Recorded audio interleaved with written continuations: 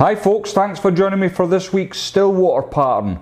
I'm going right over to the dark side this week, and what you see in the vise is my version of a bunny leech. So the vise is inverted at the moment as I'm fishing with a jig hook, and this is the way the fly is going to fish in the water. Now I can absolutely guarantee you there'll be very little that will beat this for movement in the water. So without further ado, let's get into it.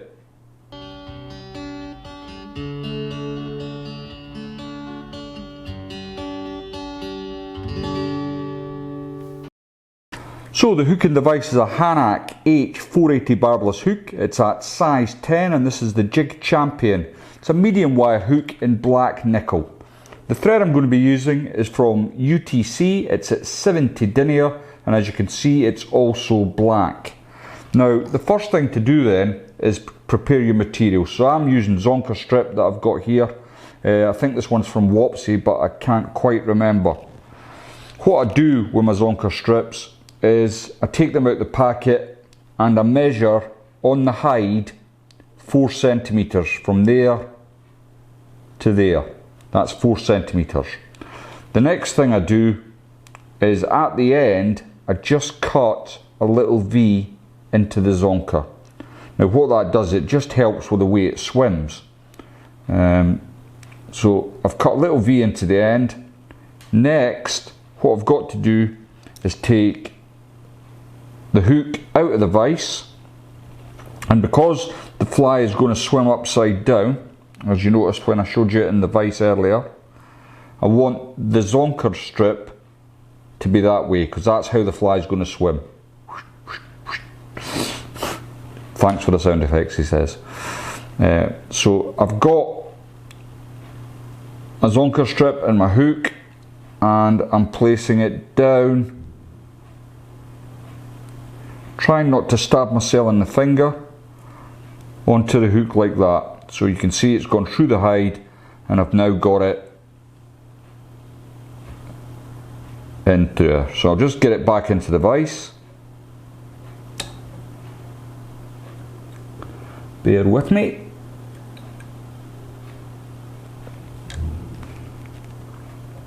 Okie dokie.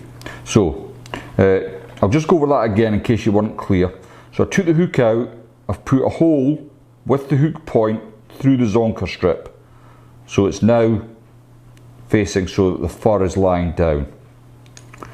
So next I can come in with my thread, and you want as much wax on this as you see fit.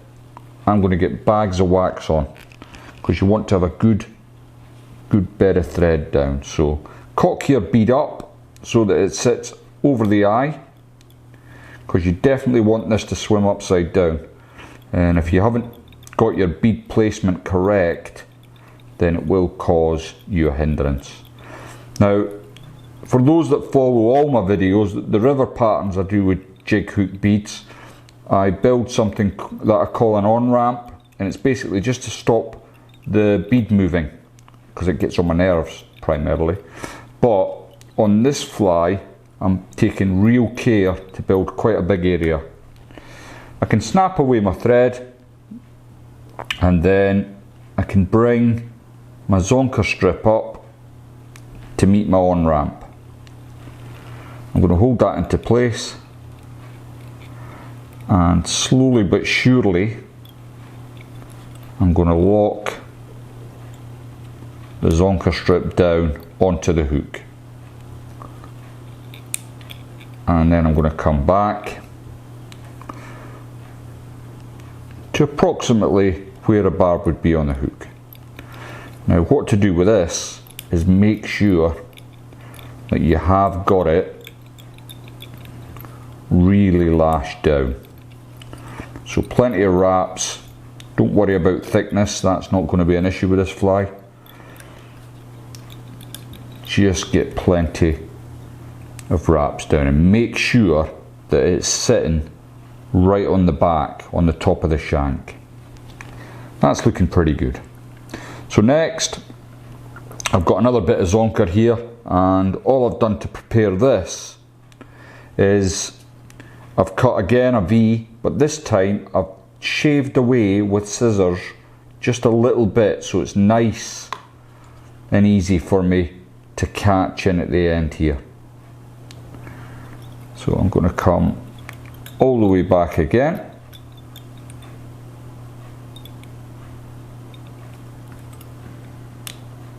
Try not to catch the bottom of your hook. Make sure you've caught that in. Then come all the way back to the front. Now leave yourself plenty of room here, you're going to need it. So I've got that in now. I'm going to bend it round. You can get cross-cut Zonker strips, which is ideal for this purpose. This is making hard work of it for me really, but I haven't got the cross-cut strips in black. Each time I turn,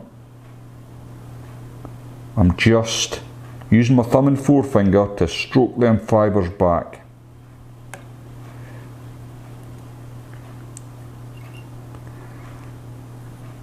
Want everything coming to the rear. Now, as it gets up near the front of the hook, again, leave yourself plenty of space. There's quite a lot of bulk in these hides, so what you want to do is just tighten up on it with your fingers and get a few locking turns in there. And when I say a few, give it 4 or 5. Then come in front of your Zonker strip. Then once it's secured, you can come in and remove that bit of waste. Don't throw away little bits like that. As I did a photograph a while back, not wasting materials. That makes a fantastic wing for a cormorant fly, so don't discard it to the bin. Next then, thumb and forefinger in, just damp it all down. So I've just licked my fingers, but when I'm tying a load of these, what I like to do is get a cup of water in front of me so I can really get it damped down. So what I want to do next is, using my thread, I want to build about 1/8 of an inch of a collar behind this bead. Bear with me, it takes a little bit of time, but you want it just nice and neat. It not only all these wraps are trapping in that Zonker strip, but it's going to give you a base for putting in your eye. Now you don't have to put eyes in if you don't want to. I mean, this fly primarily works on its movement, so there's no requirement really, other than because you like it, to put eyes on, in my humble opinion. Next we're going to add in our little hackle, and I'm using some the Troutline shrimp hackle. It's dyed pink.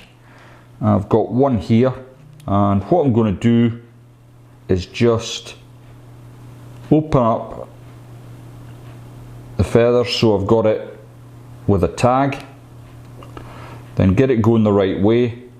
I want it, the bend of the feather, if you like, to come back round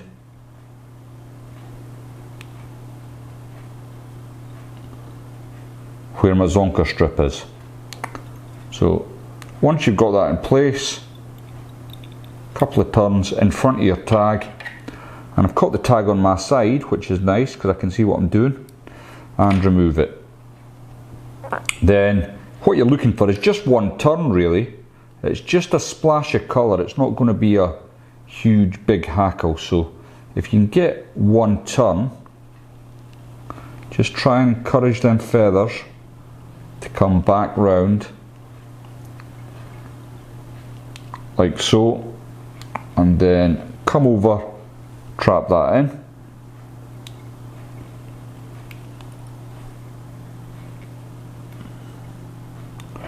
and then you can remove your waste piece. Now it does make it easier if you strip all this before you wrap the feather. I didn't bother. So next, just wet your thumb and forefinger, get everything sitting how you want it,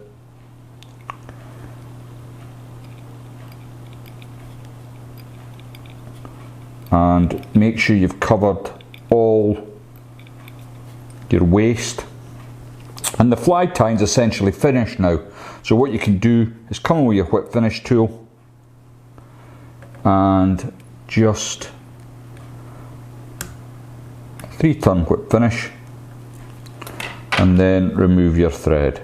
Now at this juncture, if you wish, you can just cement this up, or UV resin, whatever your poison is, and the fly's as good as done.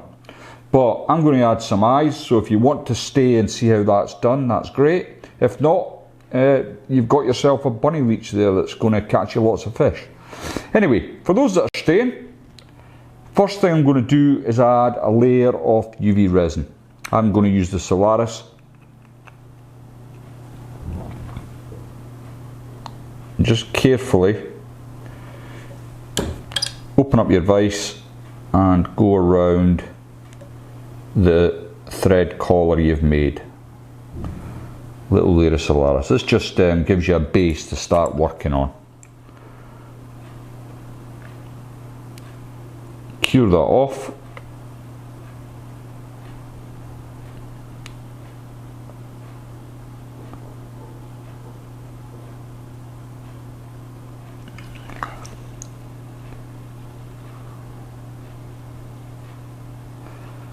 Just wet my thumb and forefinger, get as much of these fibres out your way as you can, because the next bit is going to get a little messy.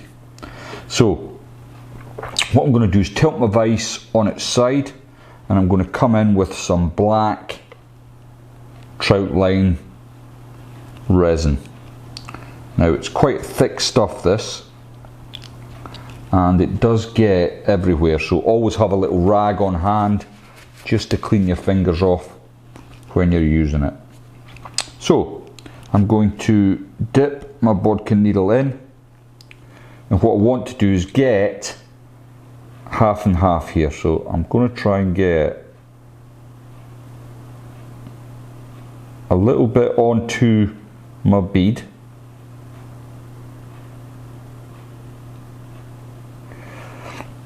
and then I can cure that. Done that side.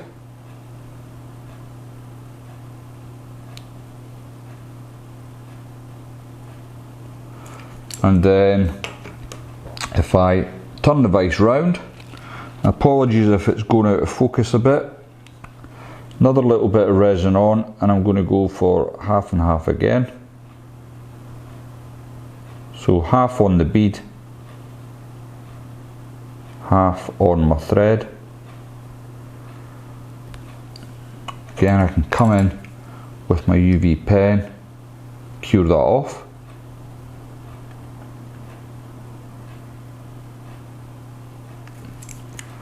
And what I'm going to do now is just put the lid on this resin before it goes all over my bench, table and everything else. Clean off your needle. Next we're going to add our white, and I'm using this laser white resin. Because it's what I've got. It does need a good shake up, and you only want a tiny little spot of this.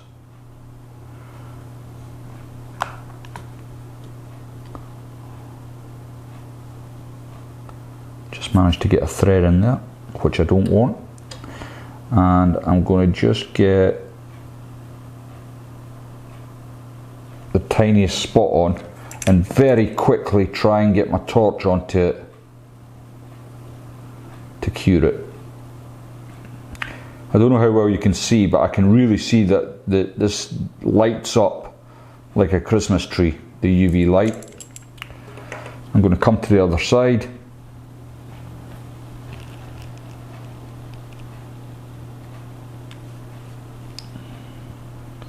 And add, again, take your time, you just want a tiny spot of this. Then quickly cure it off before it flattens out and goes all over your head.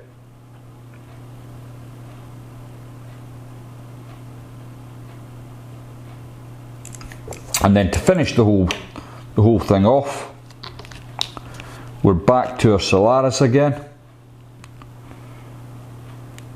and then just give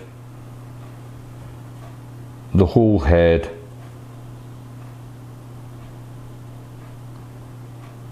a coat of Solaris, and this just finishes it off. Now I like to give it a couple of coats, but for the purpose of the video I'm just going to do the one. Now I know the Americans are big into these sort of streamer type patterns, only on much bigger hooks than what I'm using today. This is about the biggest hook I own, to be honest, but I have got a trip to America planned next year, so I might have to get myself some proper meat hooks and get some of them big patterns tied up, but we'll see how we get on. There we go, that's the eyes in place, and there you have a really effective, great winter pattern, you know, for the fish are sitting on the bottom in the huff because the summer's gone. This might be able to pull a few of them off the bottom and get them in your bag. Thanks very much for watching. If you haven't subscribed to the channel, please think about clicking the button there, and I'll see you all next time.